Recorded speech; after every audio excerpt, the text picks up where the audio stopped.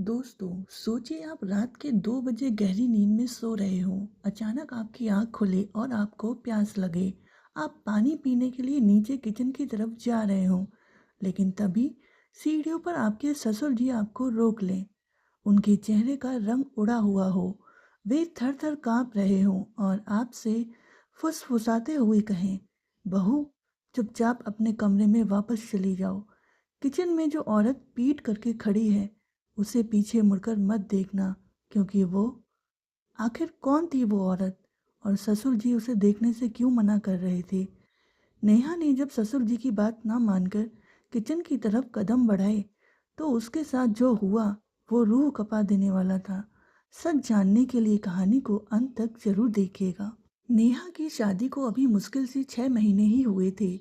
उसका पति विकास एक बड़ी मर्चेंट नेवी कंपनी में काम करता था, जिसकी वजह से उसे अक्सर कई कई महीनों के लिए समंदर के सफर पर जाना पड़ता था। घर में नेहा के साथ सिर्फ उसके ससुर जी रघुनाथ जी रहते थे। रघुनाथ जी बहुत ही शांत और कड़क मिजाज के इंसान थे। वे बहुत कम बात करते थे और ज़्यादातर समय अपने कमरे में ही बिताते थे। उनका घर शहर के किनारे एक सुनसान इलाके में बना हुआ एक बहुत पुराना और बहुत बड़ा बंगला था। एक रात बाहर तेज बारिश हो रही थी और हवाएं चल रही थी। रात के करीब 2 बज रहे थे जब नेहा की आंख खुली। उसका गला पूरी तरह सूख चुका था। उसने साइड टेबल पर रखा पानी का जग देखा, लेकिन वो खाली था। नेहा ने सोचा कि इतनी रात को ससुर जी को क्या परेशान करना, वह खुद ही नीचे किचन से पानी लेने जाती है। वह बेड से उतरी और कमरे का दरवाजा खोलकर अंधेरे बरामदे की तरफ मुड़ी।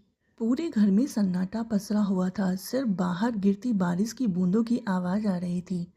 नेहा जैसे ही सीढ़ियों के पास पहुंची, उसे नीचे से किसी के चलने की आहट सुनाई दी। उसने टॉर्च जलाई तो देखा कि नीचे से उसके ससुर जी ऊपर आ रहे थे, लेकिन उनकी हालत देखकर नेहा डर गई। रघुनाथ जी के माथे पर पसीना था, उनकी आंखें फटी की फटी थीं और वे बुरी तरह कांप रहे थे।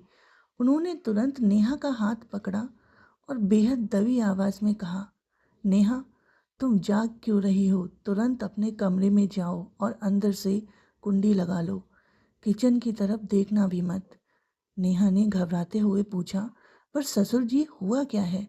आप इतने डरे हुए क्यों हैं?" रघुनाथ जी ने कांपते होठों से कहा, "किचन में एक औरत खड़ी है। वो दीवार की तरफ मुंह करके खड़ी है। उसे भूल कर भी पीछे मुड़कर मत देखना। बस अपने कमरे में जाओ।" इतना कहकर ससुर जी तेजी से अपने कमरे की तरफ भाग गए और दरवाजा बंद कर लिया। ससुर जी के जाने के बाद नेहा सीढ़ियों पर अकेली खड़ी थी। उसका दिल जोर जोर से धड़क रहा था। डर के मारे उसके पैर कांप रहे थे, लेकिन उसके मन की उत्सुकता डर से कहीं ज्यादा बड़ी हो चुकी थी। उसने सोचा कि इस सुनसान घर में आधी रात को कौन औरत आ सकती है? क्या कोई चोर है या कोई ऊपरी साया? नेहा खुद को रोक नहीं पाई। वह दबे पांव बिना कोई आवाज किए सीढ़ियों से नीचे उतरी। पूरे हॉल में अंधेरा था। वह धीरे धीरे किचन के दरवाजे के पास पहुंची। किचन के अंदर की लाइट बंद थी, लेकिन खिड़की से आती चांदनी में साफ दिख रहा था कि एक औरत सफेद साड़ी पहने पीठ करके खड़ी थी। वह बिना कोई आवाज किए गैस चूल्हे के पास खड़ी होकर कुछ पका रही थी।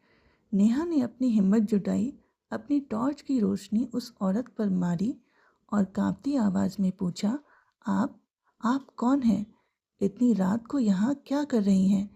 जैसे ही नेहा की आवाज गूंजी, उस औरत ने बहुत धीरे धीरे अपनी गर्दन को नेहा की तरफ घुमाना शुरू किया। नेहा डर के मारे चीखने ही वाली थी कि टॉर्च की रोशनी में उस औरत का चेहरा साफ दिखाई दिया। वह चेहरा देखकर नेहा हैरान रह गई। वह कोई भूत या अजनबी नहीं, बल्कि खुद नेहा की अपनी सास सुमित्रा जी थीं। दरअसल विकास ने शादी से पहले नेहा को बताया था कि उसकी माँ का सालों पहले देहांत हो चुका है, लेकिन सच यह था कि सुमित्रा जी जिंदा थीं, पर वे अल्जाइमर, भूलने की गंभीर बीमारी और सोमनाम्बुलेंस, नींद में चलने की बीमारी से पीड़ित थीं।